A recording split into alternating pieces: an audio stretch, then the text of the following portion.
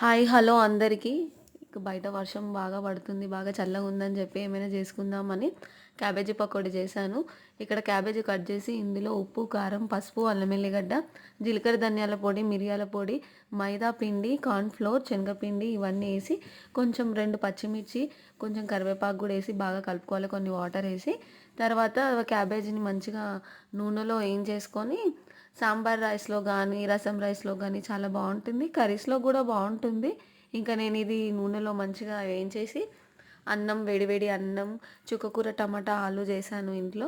అన్నం, కూర, వేడి వేడి పకోడీ చేసుకొని హాయిగా వర్షం పడుతుంటే చల్లగా ఉంటుంటే వేడి వేడిగా మంచిగా తినేసి ఉన్నామనమాట. ఇక్కడ మా పిల్లలకి పెట్టాను. ఎట్లా ఉంది చెప్పండి అని చెప్పి. మా పిల్లలు బావుందని చెప్పిర్రు. మా బాబు చూడండి పకోడీ తిని చెప్పురా అంటే కర్రీ తిని చెప్తున్నాడు వాడు. ఎంత ఓవర్ యాక్షన్ చేస్తున్నాడు.